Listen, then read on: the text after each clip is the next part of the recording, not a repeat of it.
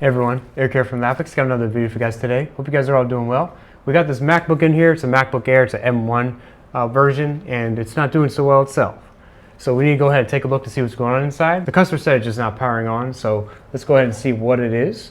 And we have our USB-C tester here where we can just quickly check that. There are two ports there, and that's about it. It's for USB-C, and they have not only ports there, but there's a circuit that goes behind it, and we're going to be looking to see if that's healthy. Let's plug it in, let's see what we get.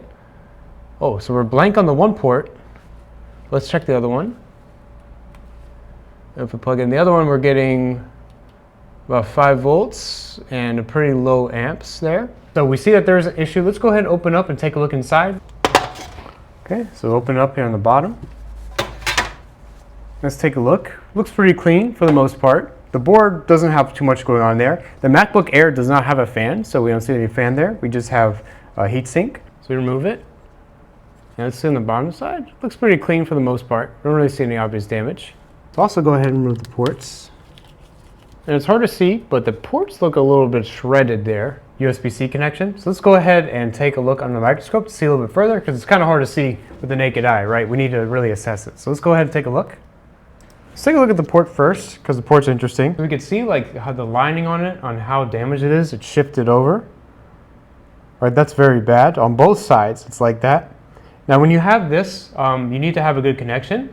And also what can happen is they can touch, and you can have a problem with the data lines. Because not only does USB-C take power, it also does data like HDMI, USB ports, and other things there. So having it shredded and damaged like this can cause a problem, because these lines can touch. So we have the port here, and if you flip it on the other side, almost directly on the back here, you have your circuit, and they are headed by the CD32s here, which is your USB-C ICs, and there's one for each port. They work together, so you have to have both working properly to have charging. Let's assess it, see if there's any burn or any damage. It looks pretty clean. Don't really notice anything here. Now we don't see anything obvious, and now let's try plugging it in. We have a replacement, and you can see the differences here when we have a clean one versus the damaged one. Now since we have a replaced USB-C port, let's go ahead and test it now since we have something actually working and not shredded completely. Let's see if we plug it in, see what we get. And it looks like we still have a problem. We still have 5 volts and very low amps. And it looks like it's going down. So now let's go ahead and plug it in the other one. And we are getting a reading this time. That's good, but it looks to be very low amps again. So let's go under the thermal cam. Let's go ahead and check that out and see if we notice anything causing the problem. We plug it in there. We almost see immediately our IC light up, which isn't the greatest thing. And then we also see an area over here come up. We see over here this component is the one that's showing activity there.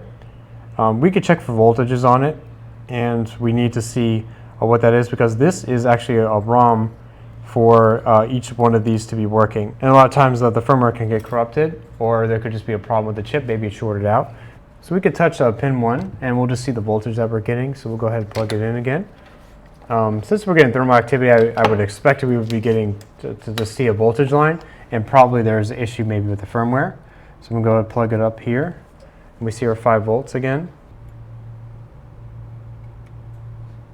We're getting about 2.2 volts there, so we should be getting something higher. Most likely there's an issue with it, we just need to replace it. If not, we can also replace the CD32s there.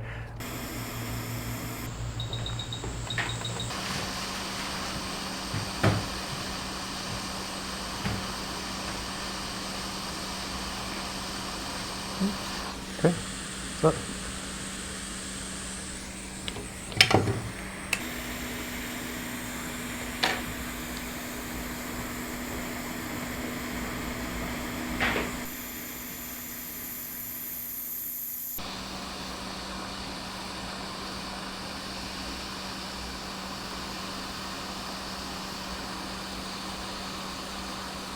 okay.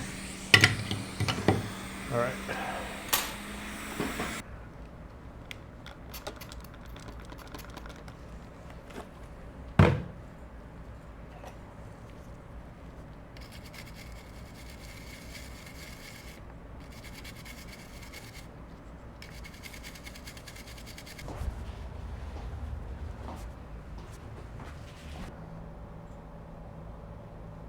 we're getting our 20 volts.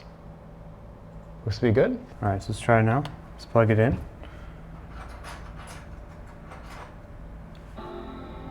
And we got power on. All right.